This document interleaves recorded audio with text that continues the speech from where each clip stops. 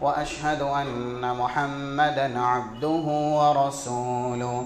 يا أيها الذين آمنوا اتقوا الله حق تقاته ولا تموتن إلا وأنتم مسلمون. يا أيها الناس اتقوا ربكم الذي خلقكم من نفس واحدة وخلق منها زوجها وبث منهما رجالا كثيرا ونساء واتقوا الله الذي تساءلون به والأرحام إن الله كان عليكم رقيبا. يا أيها الذين آمنوا اتقوا الله وقولوا قولا سديدا يصلح لكم أعمالكم ويغفر لكم ذنوبكم ومن يطع الله ورسوله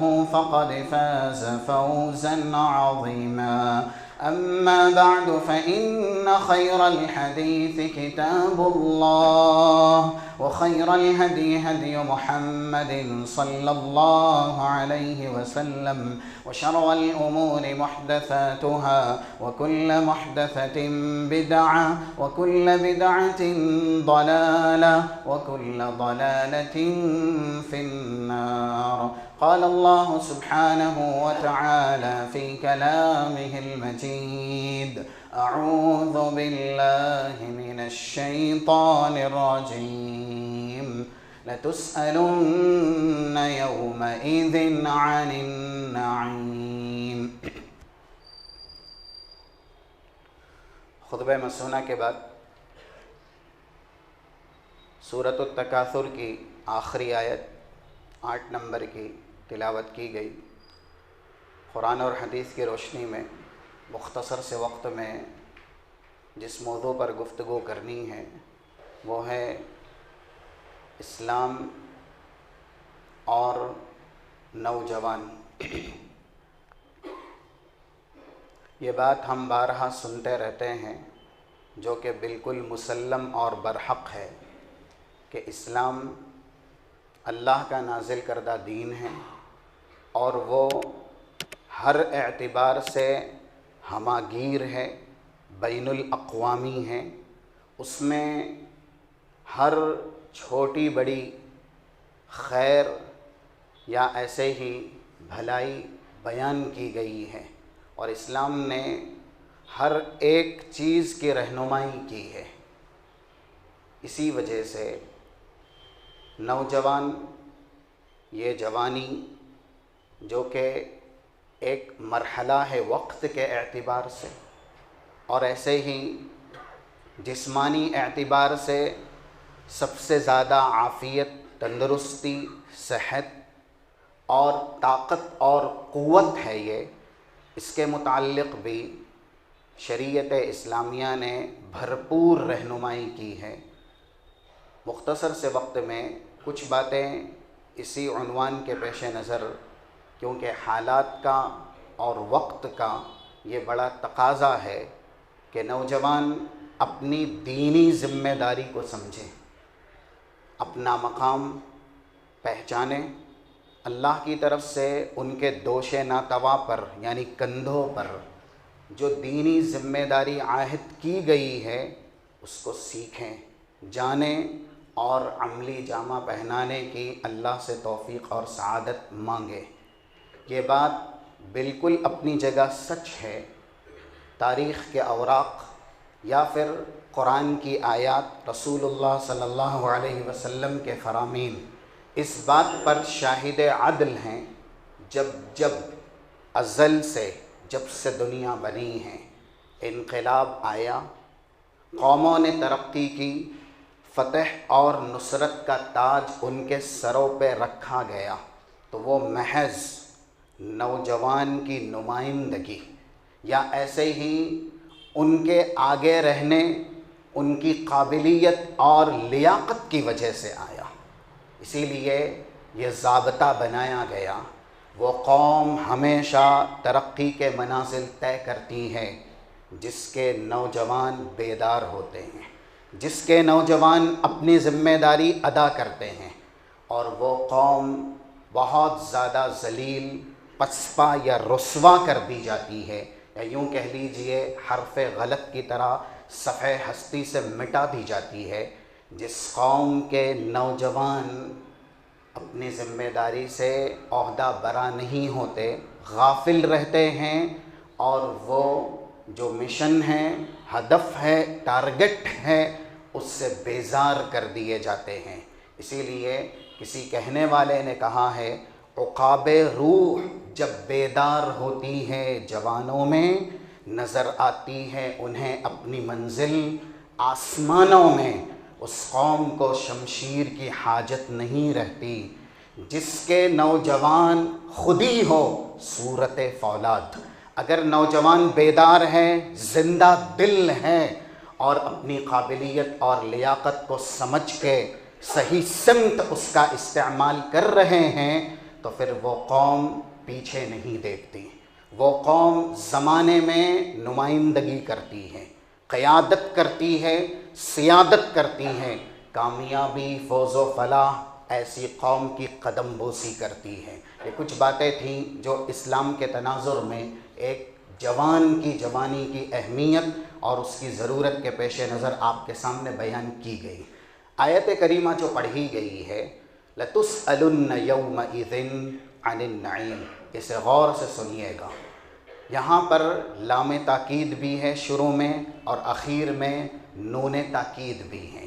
اس کا ترجمہ یہ ہوتا ہے، بالضرور بالضرور تم ہر نعمت کے بارے میں حشر کی عدالت میں اللہ کے سامنے حساب لینے والی ذات اللہ کی ہوگی، پوچھنے والی ذات اللہ کی ہوگی۔ ہر نعمت کے بارے میں حشر کی عدالت میں اللہ کی طرف سے سوال کیے جاؤ گے، پوچھے جاؤ گے۔ اب یہاں پر ہمیں یہ بھی سننا ہے، پوچھا کن کن سے جائے گا۔ دیکھیے ایک آیت ہے جو سورہ احزاب کی آیت نمبر 8 کا ٹکڑا، لِيَسْأَلَ الصَّادِقِينَ عَنْ صِدْقِهِمْ، حشر کی عدالت میں سچوں سے بھی اللہ سوال کرے گا ان کی سچائی کے متعلق۔ یعنی جو ایمان کی دولت دیے گئے پوچھے جائیں گے، اسلام کی نعمت سے ہمکنار کیے گئے ہیں پوچھے جائیں گے، یہاں تک کہ منصب نبوت پر جو فائز کیے گئے، خلعت رسالت سے جو سرفراز کیے گئے، وہ بھی پوچھے جائیں گے۔ جیسا کہ سورہ اعراف کی ابتدائی آیت 6 نمبر کا ٹکڑا ہے، فَلَنَسْأَلَنَّ الَّذِينَ أُرْسِلَ إِلَيْهِمْ وَلَنَسْأَلَنَّ الْمُرْسَلِينَ، جن کی طرف رسول بھیجے گئے وہ بھی پوچھے جائیں گے، یعنی رسولوں کی قومیں۔ اور ایسے ہی روئے زمین کے سب سے زیادہ پاکیزہ کردار، دین کے سب سے بڑے ترجمان، اللہ کے سب سے بڑے وفادار اور تابعدار، اور اللہ کے سب سے چہیتے کون ہوتے ہیں؟ رسول اور نبی۔ فَلَنَسْأَلَنَّ الْمُرْسَلِينَ، ہم رسولوں سے بھی حشر کی عدالت میں سوال کریں گے۔ جب رسول پوچھے جائیں گے وہاں پہ، اور ایسے ہی سچے لوگ پوچھے جائیں گے، تو جنہوں نے دنیا میں اللہ کی نعمتوں کا مذاق اڑایا، ناشکری کی، اللہ کی حرمت پامال کی، اللہ نے بے تحاشا ان پر احسان کیے، لیکن انہوں نے کسی احسان کا صلہ احسان میں نہ دیا، وہ کفران نعمت ہی کرتے رہے، کیا وہ بچ جائیں گے؟ اور چلتے ہیں اس آیت کریمہ کا جو شان ورود ہے، حدیث میں بیان ہوا، صحابی کون ہیں اسے غور سے سنیے گا، اور پھر وہ صحابی کہنا کیا چاہتے ہیں۔ یہ حدیث ہے 3356 3357، جامع ترمذی کا ریفرنس۔ جب یہ آیت نازل ہوئی، لَتُسْأَلُنَّ يَوْمَئِذٍ عَنِ النَّعِيمِ، ہر نعمت کے بارے میں پوچھے جاؤ گے، تو حضرت زبیر ابن عوام رسول اللہ کے پاس آئے۔ کون آئے؟ زبیر ابن عوام۔ یہ عشرہ مبشرہ میں سے ایک ہے۔ روئے زمین پر جو لوگ چلتے پھرتے تھے نام لے کر کے، ایک سے زیادہ مرتبہ جن کو جنت کی بشارت دی گئی، ان میں سے ایک نام ہے زبیر ابن عوام، اور ان کا بڑا مقام ایک حدیث میں دلالت کرتا ہے، صحیح مسلم 2415، خندق کا موقع ہے، رسول اللہ کتنی مرتبہ اعلان کرتے ہیں، من یأتینی بخبر القوم، دشمن یعنی بنو قریظہ جو کہ پیچھے سے حملہ آور ہونے والے تھے، یہودیوں کا ایک قبیلہ تھا، ان کی خبر کون لے کے آئے گا؟ کام جاسوسی کا تھا، اور وہاں پر انسان جان کو گنوا بھی سکتا تھا، اس لیے کسی نے جواب دیا نہیں۔ جتنی بار پوچھا، رسول اللہ کے سوال میں زبیر ابن عوام کھڑے ہوئے اور کہا، انا یا رسول اللہ، اگر اعلان آپ کا ہے، حفاظت آپ کی اور دین کی مقصود ہے، تو یہ انسان سرتا پیر اپنے جسم کی قربانی دینے کے لیے تیار ہے، خبر لے کے آؤں گا۔ اس موقع پر اللہ کے نبی نے ارشاد فرمایا تھا، ان لکل نبی حواریہ، ہر نبی کا ایک خاص معاون ہوتا ہے، جب نبی کو ضرورت پڑتی ہے وہ کھڑا ہو جاتا ہے۔ میرے ایسے ہی خاص مددگار، ڈیفینسر، معاون زبیر ابن عوام ہیں۔ یہ رسول اللہ نے ان کی تعریف کی، تو وہ آ کر کے سوال کر رہے ہیں اللہ کے نبی۔ اب سوال میں ان کو پوچھنا کیا ہے؟ پہلی بات، زبیر ابن عوام بڑے طاقتور صحابی ہیں اور جنگ کے ناحیے سے بڑے ماہر صحابی ہیں، جنہوں نے زیادہ تر جنگوں میں شرکت کی۔ وہ کہتے ہیں اللہ کے نبی سے، ان سیوفنا علی رقابنا والعدو حاضر، ہمارا زیادہ تر عرصہ اللہ کے دین کی سربلندی کی خاطر میدان جہاد میں گزرا ہے۔ تلواریں کبھی بھی کندھوں سے جدا نہیں ہوتی، لٹکی رہتی ہے، اور دشمن ہے کہ ہمیشہ للکارتا ہے، دستک دیتا ہے۔ ہم دین کی تنشیر کے لیے، اللہ کے کلمے کو بلند کرنے کے لیے ہما وقت گھر سے باہر رہتے ہیں۔ یعنی یہ ایسا پل ہے کہ جس میں گرد و غبار بھی اڑ جائے نا، تو وہ گرد و غبار انسان کو دوزخ سے بچا سکتی ہے۔ اتنا فضیلت یافتہ یہ عمل ہے، اللہ کے دین کی سربلندی کرنا، دنیا کے کسی بھی کونے، کسی بھی خطے میں اپنی جان کی پرواہ کیے بغیر توحید کا اعلان کرنا۔ زبیر ابن عوام کہتے ہیں، ہم یہی کام کرتے ہیں، اور ہمارے پاس نعمت کے نام پہ کیا ہے؟ بس دو نعمتیں ہم زیادہ دیے گئے ہیں، ایک پانی کی نعمت، ایک کھجور کی نعمت، اس سے زیادہ ہمارے پاس کچھ بھی نہیں ہے۔ فقر و فاقہ ہی رہتا تھا۔ رسول اللہ سے پوچھا گیا، اللہ کہہ رہا ہے، لَتُسْأَلُنَّ يَوْمَئِذٍ عَنِ النَّعِيمِ، تم بالضرور ہر نعمت کے بارے میں حشر کی عدالت میں پوچھے جاؤ گے۔ کیا اللہ ہمیں بھی پوچھے گا؟ ہم سے بھی پوچھے گا، ان نعمتوں کے بارے میں بھی پوچھے گا۔ پہلے انہوں نے اپنی حالت بتائی، اپنا اسٹیٹس بتایا، ہم کون ہیں، ہم کیا کرتے ہیں، اور پھر یہ بتایا کہ ہمارے پاس نعمت کون کون سی ہے۔ نعمت ہمارے پاس بس اتنی سی ہے۔ رسول اللہ کا جواب سنیں۔ آج جو لوگ یہ کہتے ہیں نا، اللہ نے سرتا پیر نچھاور کیا، سرتا پیر بے نیاز اور مالدار کیا، پھر بھی سوال کیا جائے، نہیں حالات اچھے نہیں ہیں، اور جتنا پہلے مل رہا تھا اتنا نہیں مل رہا ہے۔ کفران نعمت کا جواب، آپ کیسے ہیں، کس طرح سے ہیں؟ نہیں، کچھ بھی بہتر نہیں ہے، کاروبار بالکل مٹ چکا ہے، یا ایسے ہی درہم برہم ہو چکا ہے۔ ایسے جواب آج کل کے اہل اسلام اپنی زبان سے دیتے ہیں۔ وہ کیا کہہ رہے ہیں؟ صرف ہمارے پاس کھجور اور پانی ہیں، اور ہم اللہ کے دین کی سربلندی کے لیے کوشاں رہتے ہیں، ہمیشہ اسی میں مگن منہمک رہتے ہیں۔ رسول اللہ نے کہا، ان ذلک سیکون، آپ کی حالت، آپ کی کنڈیشن اگر ایسی بھی ہے، آپ روئے زمین کے اتنے بڑے دیندار بھی ہیں، تب بھی اتنی معمولی سی نعمتوں میں آپ بھی پوچھے جائیں گے، پانی کے قطروں میں، کھجور کے ٹکڑوں میں اللہ آپ کا بھی سوال کرے گا۔ یہ بتلانے کا مقصد یہ ہے، ہم میں سے جو جوانی کی نعمت دیے گئے، یہ نعمت کیا ہے؟ جو دیا گیا ہے وہ اچھے سے جانتا ہے، اور جو اس نعمت سے نکل چکا، بڑھاپے کی منزل پہ پہنچ چکا، وہ اور اچھے سے جانتا ہے کہ جوانی کس نعمت کا نام ہے۔ پہلی، جوانی کا تعلق انسان کی صحت اور تندرستی سے ہوتا ہے۔ حدیث کہتی ہے 6412، یہ صحیح بخاری کتاب الرقاق کا ریفرنس ہے۔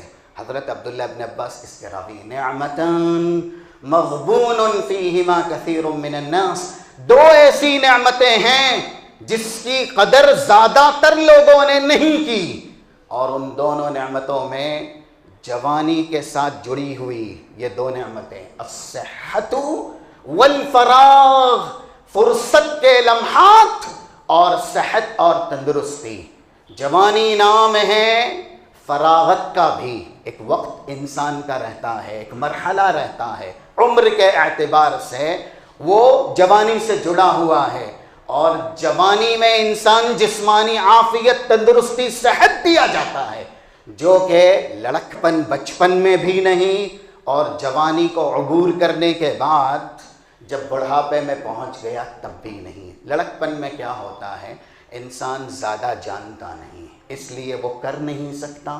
بڑھاپے میں سب کچھ جانتا ہے لیکن جسم جواب دے جاتا ہے، اس لیے بھی نہیں کر سکتا۔ اور یہ متوسط جو مرحلہ ہے، مڈل جو مرحلہ ہے بیچ کا، جوانی کا، اس میں انسان جانتا بھی ہے اور کرنے کی طاقت بھی رکھتا ہے، اسی لیے اس کا اپنا مقام ہے۔ رسول اللہ صلی اللہ علیہ وسلم نے کہا دو نعمتیں جو سب سے زیادہ قیمتی ہیں اور جس کی قدر زیادہ تر لوگوں نے نہیں کی، وہ یہ ہے۔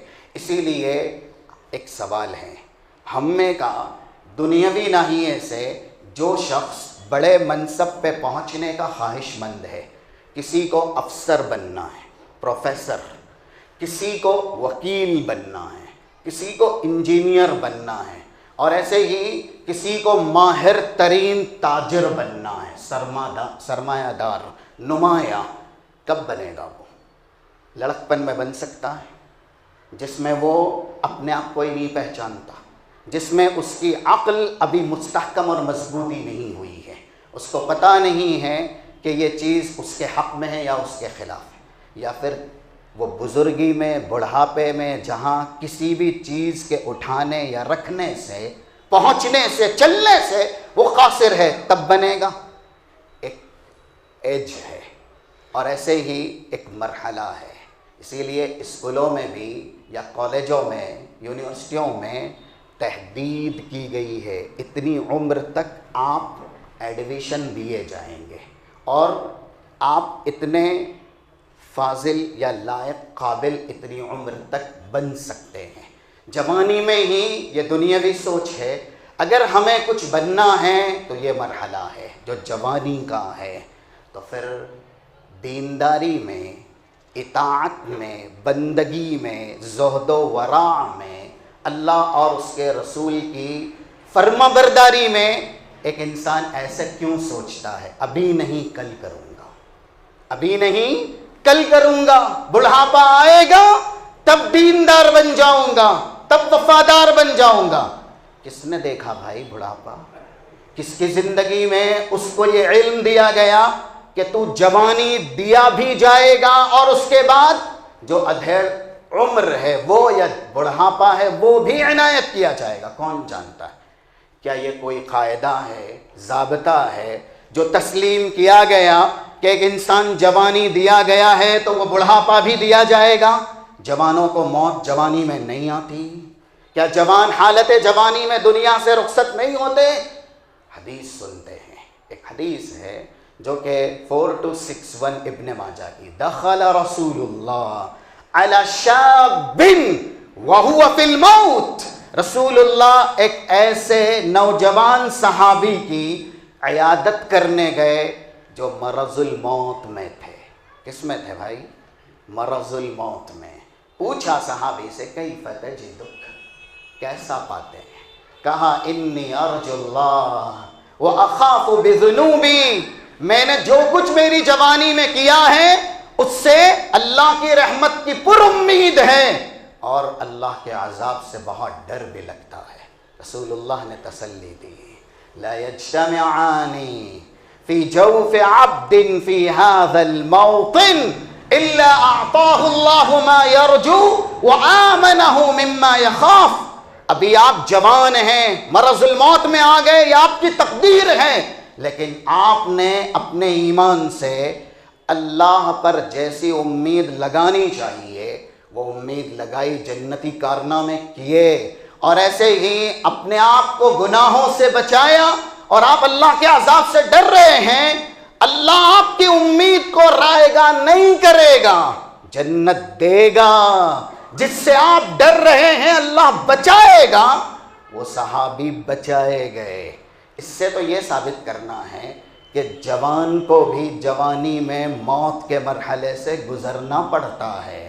یہ کوئی قاعدہ نہیں ہے جیسا کہ آج ایک انسان یہ سوچتا ہے کہ میں ابھی تسبیح تحلیل تکبیر یا ذکر یا نماز یا تلاوت قرآن یا اپنے آپ کی اصلاح، سرتا پیر مجسم اسلامی تعلیمات، یہ ابھی نہیں، یہ جب اعضائے جسمانی جواب دے دیں گے، خواہشات چاہتے ہوئے انسان کی نہ ابھرے گی بلکہ وہ مٹ جائے گی، تب جا کر کے میں دیندار بنوں گا. یہ شیطانی فکر ہے، شیطانی سوچ ہے. اور جوانی کا مرحلہ انسان کے لیے کس قدر اہمیت کا حامل ہے، حدیث میں الگ سے اس کا سوال موجود ہے. جیسا کہ 2416 یہ جامع ترمذی کا ریفرنس ہے، لا تزول قدم ابن آدم حتی یسأل عن خمس. میدان محشر میں یہ 5 سوالوں کے جواب جب تک کوئی ابن آدم نہ دے گا، جنت کی طرف اس کا قدم ہل نہ سکے گا. 5 میں سے پہلا سوال، ان عمرہ فیما افنا، پوری عمر کہاں گزاری. ابھی ہم نے شروع میں سنا زبیر ابن عوام، ان کی حالت کیا تھی. یا ایسے ہی رسولوں سے بھی اللہ سوال کرے گا. ایک انسان جس نے اپنی جوانی پارکوں میں، گارڈنوں میں، ہوٹلوں میں، عیاشی میں، یا ایسے ہی بدماشی میں اور آوارہ گردی کرنے میں، رات بھر وقت کو ضائع کرنے میں، دوسروں کو تکلیف دینے میں گزاری، کیا وہ نہیں پوچھا جائے گا ان عمرہ فیما افنا؟ یہ پہلا سوال اللہ کا ہے جو کہ علام الغیوب ہے، اور وہاں کی عدالت ایسی نہیں کہ وکالت کر کے بچ جائیں گے، جھوٹ کو سچ کر کے، سچ کو جھوٹ کر کے اپنے آپ کو سزا سے بچا لیں گے. اگر یہ زبان جیسے دنیا میں جھوٹ بولتی ہے وہاں جرأت کی، تو یہ آیات ہیں شاہد عدل 6566 سورہ یاسین کی، اليوم نختم على افواہہم وتکلمنا ایدیہم وتشہد ارجلہم بما كانوا یکسبون. سورہ فصلت حامیم سجدہ جس کا نام ہے، 18 سے 22 تک انسان کے دوسرے اعضائے جسمانی بولیں گے. کس کے خلاف؟ خود اس کے خلاف. یہ آنکھیں بولیں گی، یہ ہاتھ بولیں گے، یہ پیر بولیں گے، یہ کان بولیں گے. جس پارٹ نے، پارٹس آف دا باڈی میں، اعضائے جسمانی میں جو گناہ کیا ہے وہ اس گناہ کی شہادت دے گا اللہ کی عدالت میں. اللہ ایسا حساب لینے والا، پوری عمر کا اللہ حساب لے گا. ہم اور آپ دنیا میں ایک بڑے انسان کے سامنے حساب دینے سے کانپتے ہیں. کبھی کبھی والدین جب حساب لیں تب کانپتے ہیں. اللہ کے سامنے وَعَنْ شَبَابِهِ فِيمَا أَبْلَاهُ، یہ جوانی کی اہمیت ہے.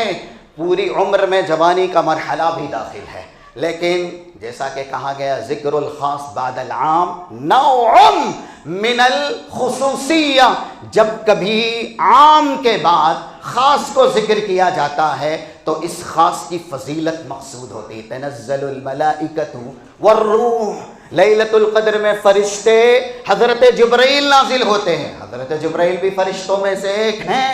الگ سے ان کا تذکرہ یہ بتلانا مقصود ہے کہ پورے جن سے فرشتوں میں جو مقام حضرت جبرائیل کا ہے وہ کسی کا نہیں. تو عمر میں جوانی کا مرحلہ بھی داخل ہے، لیکن الگ سے سوال وعن شبابہ فیما ابلاہ. ایک جوان سے اللہ اس کی جوانی کے بارے میں پوچھے گا، اپنی جوانی کو کہاں گزار کے آیا. یہ بات معقول ہے کہ انسان جوانی میں جو عبادت کرتا ہے اجر بھی زیادہ دیا جاتا ہے. کیوں؟ اس لیے کہ جوانی میں شیطانی حملے، شیطانی ہٹ کنڈے، یا ایسے ہی شیطان کی طرف سے دین سے دوری کرنے کی سازشیں، شیطان پورا اس کے اوپر حملہ آور ہو جاتا ہے۔ جب جوانی میں شیطان کے حملے زیادہ ہوتے ہیں اور اس وقت انسان اللہ کی عبادت کرے تو اسے اجر بھی زیادہ ملتا ہے۔ اسی لیے وہ حدیث 1031 جو کہ صحیح مسلم کی، سبعۃ یظلھم اللہ فی ظلہ یوم لا ظل الا ظلہ، 7 خوش نصیبوں کو کل اللہ عرش کے سائے میں جگہ دے گا۔ ایک نام لیا گیا، کہنے کو کہہ دیا جاتا رجل نشأ فی عبادت اللہ، جس آدمی نے، جس عابد نے اپنی عبادت اللہ کی عبادت میں اپنی عمر گزاری۔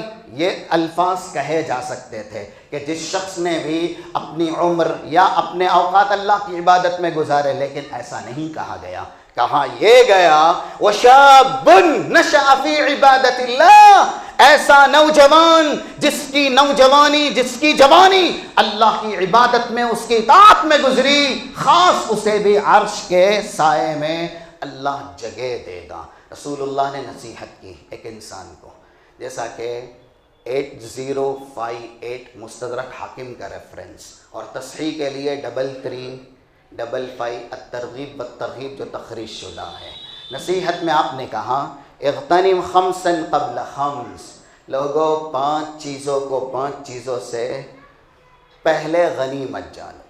یہ نصیحت ہے، مشہور حدیث ہے، شبابک قبل حرمک، جوانی کو بڑھاپا آنے سے پہلے، یہ مقام ہے جوانی کا۔ اسی لیے نصیحت میں کہا گیا کہ آپ اگر جوانی دیے گئے ہیں اللہ کی اطاعت کیجئے، جو بننا چاہتے ہیں وہ بن جائیے۔ اور مثال کے طور پہ صحابہ میں ابتدا میں جنہوں نے اسلام قبول کیا، مکے میں ہوں یا مدینے میں ہوں، اسلام کی ترویج کی، اسلام کی تبلیغ کی، جن کی کاوشوں سے اسلام دنیا کے کونے میں پہنچا، کون تھے وہ اس وقت کے نوجوان صحابہ تھے۔ ایک مثال، مصعب ابن عمیر 4904 مستدرک حاکم کے اندر ان کی فضیلت بیان کی گئی ہے۔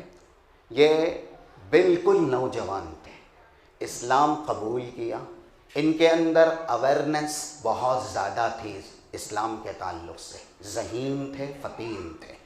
تو رسول اللہ نے تعلیمات سے ہمکنار کر کے اپنا داعی، نائب، وارث بنا کے مدینے کی سرزمین پہ بھیجا۔ مدینے کی سرزمین پہ جب رسول اللہ صلی اللہ علیہ وسلم کے یہ وارث گئے تو جو مدینے میں رسول کا اور اسلام کا استقبال ہوا، جس سرزمین سے دنیا کے کونے کونے میں اسلام پہنچا، یہ کس کی محنت کا ثمرہ ہے؟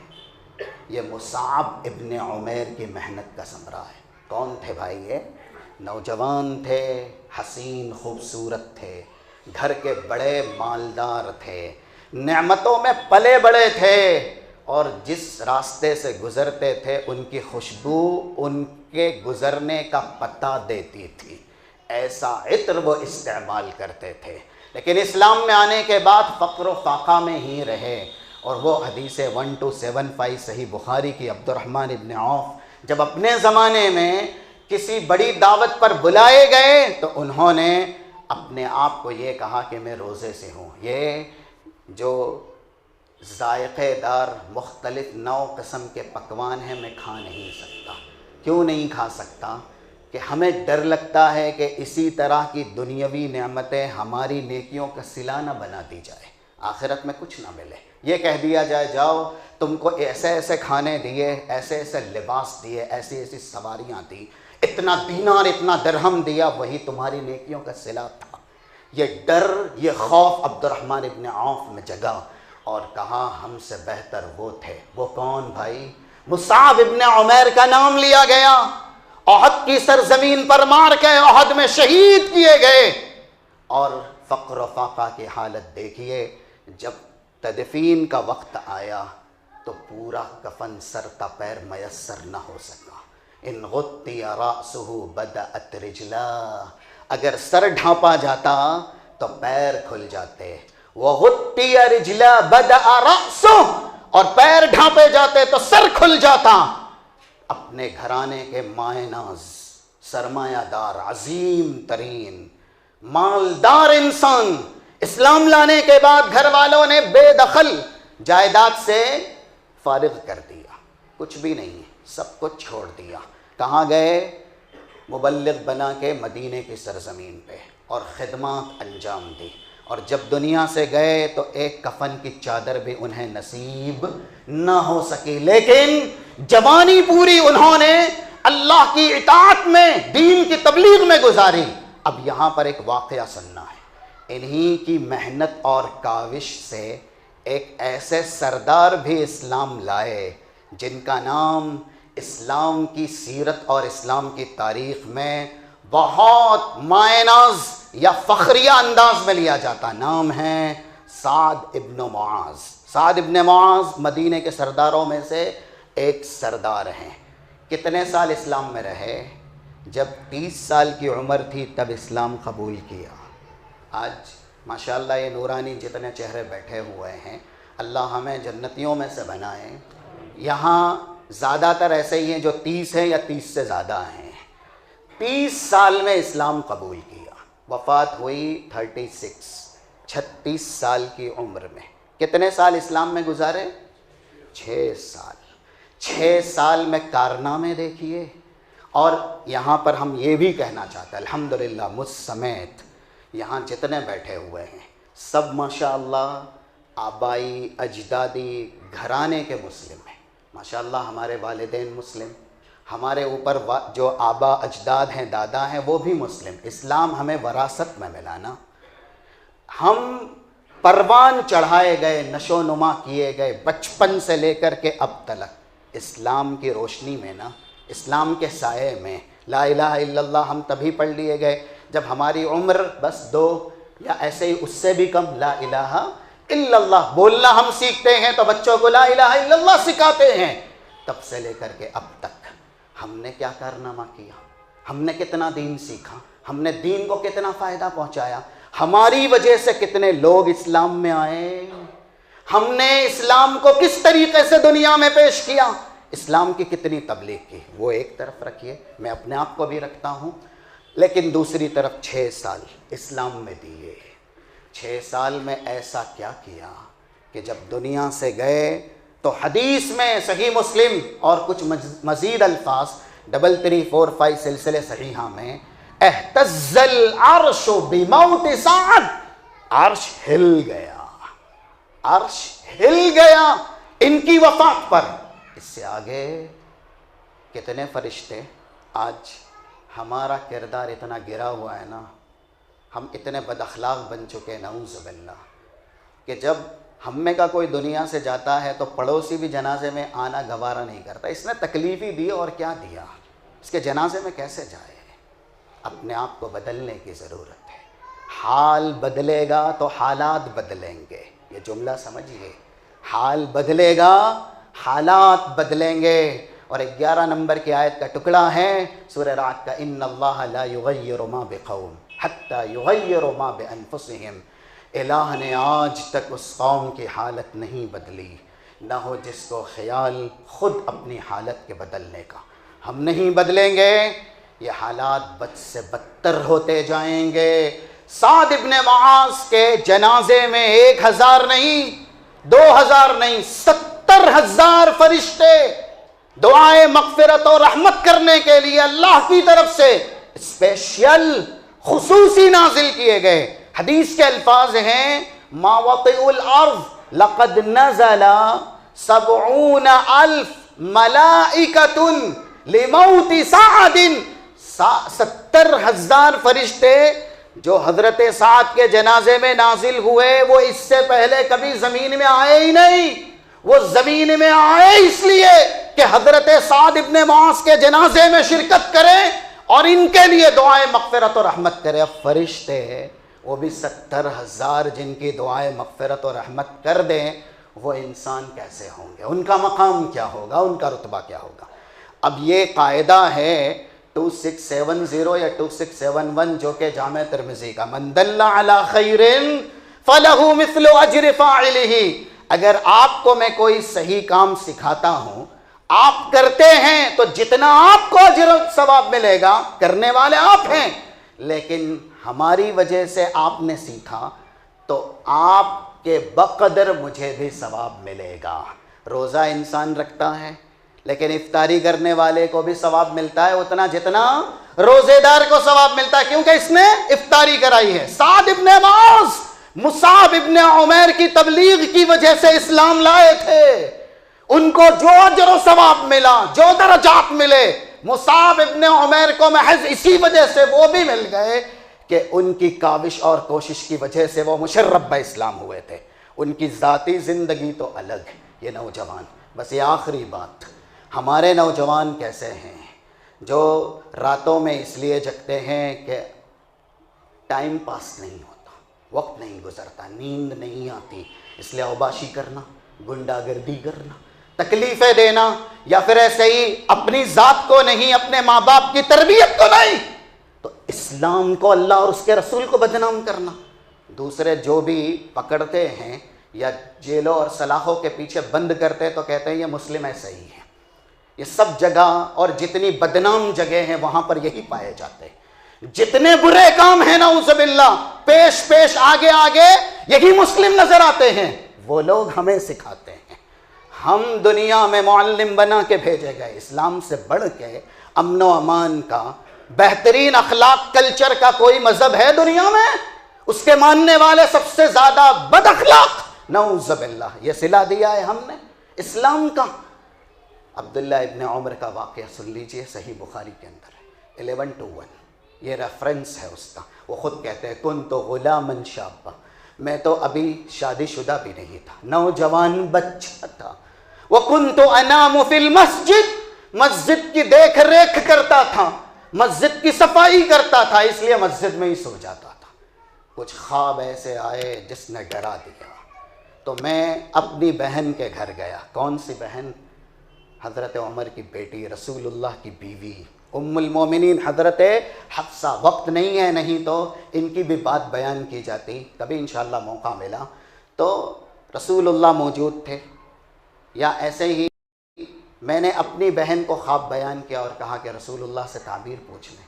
بہن نے رسول کو بیان کیا، رسول اللہ نے علاج یہ بتایا کہ عبداللہ بہترین انسان ہے، نعم عبداللہ، ساری خوبیاں ہیں، ایک کمی ہے، اگر وہ اپنا لیں تو سب سے بہتر ہو جائیں۔ کیا بھائی؟ لو کان یقوم فی اللیل، قیام اللیل کرنا شروع کرتے ہیں۔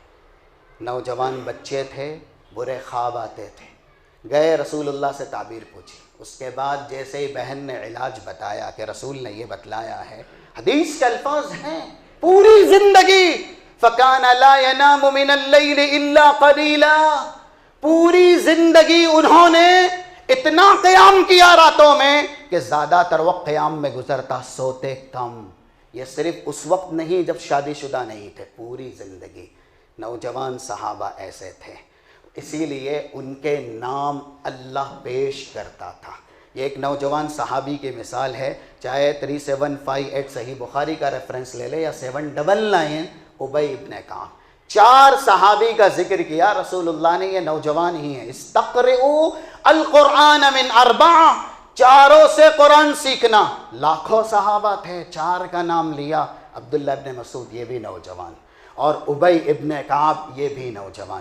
ابی ابن کعب کی فضیلت یہ ہے جو صحیح مسلم کا ریفرنس دیا گیا، رسول اللہ کہتے ہیں ان اللہ قد امرنی ان اقرأ علیک القرآن، اللہ نے مجھے حکم دیا کہ میں آپ کے سامنے قرآن پڑھوں، آپ سنیں۔ تعلیم کا ایک طریقہ یہ بھی ہے کہ معلم پڑھتا ہے اور جو شاگرد ہوتا ہے وہ سنتا ہے تاکہ اور زیادہ مضبوطی آ جائے۔ تو رسول اللہ پڑھتے، ابی ابن کعب سنتے۔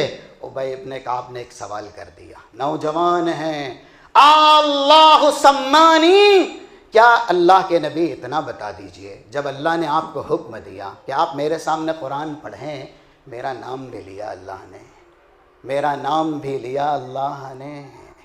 رسول اللہ کہتے ہیں اللہ سماک، ابی ابن کعب اللہ نے تمہارا نام لے کر کے کہا، فجعل یبکی، رونے لگ گئے، خوشی کے آنسو تھے۔ وہ نوجوان تھے جن کے نام عرش سے لیے جاتے تھے۔ رسول سے کہا گیا ان کے سامنے قرآن پڑھے۔ آج ہمارا نوجوان موبائلوں پر رہے، یہ ہاتھ یہ انگلی رکنے کا نام نہیں لیتی، اسی لیے چلتے چلتے بھی ٹھوکر کھاتا ہے، گاڑی پہ رہتا ہے ایکسیڈنٹ ہو جاتا ہے، زندگی پوری گنوا دیتا ہے۔ لیکن گیم کھیلنا، موبائل سے اپنے آپ کو دور رکھنا، یا جو بھی لہو و لعب کا سامان ہے اس سے اپنے آپ کو دور رکھنا، یہ نوجوان نہیں چھوڑتا۔ تو جو نوجوان اسلامی ہوتے ہیں، دینی ہوتے ہیں، اللہ اور اس کے رسول کے تابعدار فرما بردار ہوتے ہیں، ان کے لیے عرش عظیم سے بشارتی القاب آتے ہیں۔ خالد بن ولید کو سیف اللہ جوانی کے کارناموں سے ہی کہا گیا ہے، عبیدہ بن جراح کو امین ہذہ الامہ جوانی کے کارناموں سے ہی کہا گیا ہے، حضرت ابو بکر کو صدیق جوانی کے کارناموں سے ہی کہا گیا ہے، حضرت عمر کو فاروق، یا پھر ایسے کہ اگر میرے بعد کوئی نبی ہوتا تو پھر عمر تم ہوتے۔ 3686 جامع ترمذی کا ریفرنس، یہ جوانی کے کارناموں سے کہا گیا۔ آج ہم اور آپ کو بھی جوانی اللہ نے دی، لیکن ہم نے جوانی میں کیا، کسی نے اپنی جوانی کو کامیاب بھی بنایا تو کس ناحیے سے دنیا بنائی، یہ منصب حاصل کیا۔ اسلام میں یا دین میں اس کی جوانی کا حصہ کتنا ہے؟ ہم میں سے کتنے نوجوان ہیں؟ یہ سوال کسی پر طنز نہیں ہے، یہ کسی کی توہین اور تذلیل نہیں ہے، بس یہ ہماری دین سے دوری ہے۔ کتنے نوجوان ہیں جو اس سوال کا جواب دے سکے؟ نماز کی شرطیں کتنی ہیں؟ نماز روز پڑھنی ہے نا، 5 مرتبہ پڑھنی ہے، شرط کے بغیر یہ نماز قبول نہیں ہوگی۔ شرط صحیح نہیں تو پھر عبادت صحیح نہیں۔ نماز کی شرطیں کتنی ہیں؟ یہ سوال کیا کیا ہے وہ تو ہم پوچھ بھی نہیں رہے ہیں، کتنی ہیں نماز کی شرطیں؟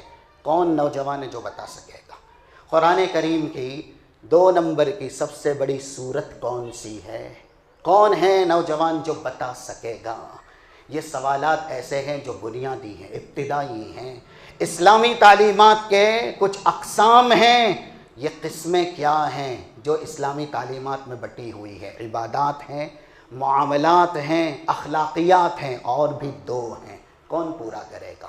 ہمارے نوجوان کہاں ہیں؟ کس سمت ہیں؟ اگر آپ دنیا جوانی میں کمانے کو جوانی کا ہنر اور فن سمجھتے ہیں تو دین کب کمائیں گے؟ دین کب سیکھیں گے؟ جو صحابہ میں سب سے بڑے حلال اور حرام کے عالم تھے، معاذ ابن جبل، یہ خطاب جب انہیں دیا گیا 20 سے زیادہ ان کی عمر تھی، 20، 21 یا 22، 3790 ترمذی کا ریفرنس۔ رسول اللہ کہتے ہیں پورے صحابہ میں سب سے بڑے عالم حلال اور حرام کے معاذ ابن جبل ہیں۔ 20 سال، 22 سال کے۔ آج ہم میں کا 22 سال کا انسان اسلام کی کتنی تعلیمات جانتا ہے؟ اس سے پوچھا جائے قرآن کریم کی سب سے عظیم سورت کون سی، سب سے عظیم آیت کون سی، آپ پڑھ دیں، اس کی ایک فضیلت بیان کر دیں؟ نہیں۔ ہماری جوانی صرف لہو و لعب میں، یا اگر زیادہ تو پھر دنیا داری میں صرف ہو رہی ہے۔ ہم مسلم ہیں، اسلام والے ہیں، اسلام کی ہدایت ہے، جوانی کو اسلام میں صرف کریں، کیونکہ اگر ابھی ہم جوانی میں عبادت کی لذت سے اپنے آپ کو بہرور نہیں کریں گے تو جو مقام ہیں، درجات ہیں اسلام میں، ان مقامات سے، ان درجات سے ہم محروم رہیں گے۔ رب العالمین سے دعا ہے اللہ ہمیں جوانی کی عظمت، قدر و قیمت سمجھنے، اور جو بھی یہ نعمت دیے گئے ہیں انہیں خاص کر کے اس کا دین میں تیری اطاعت میں استعمال کرنے کے توفیق و سعادت نصیب فرما۔ اللہ تو ہمیں ان لوگوں میں شامل فرما جو زندگی کے ہر لمحات تیری عبادت کے لیے قربان کرتے ہیں، تیری عبادت کے لیے وقف کرتے ہیں۔ وصلی اللہ علی نبینا محمد وعلی آلہ وصحبہ اجمعین۔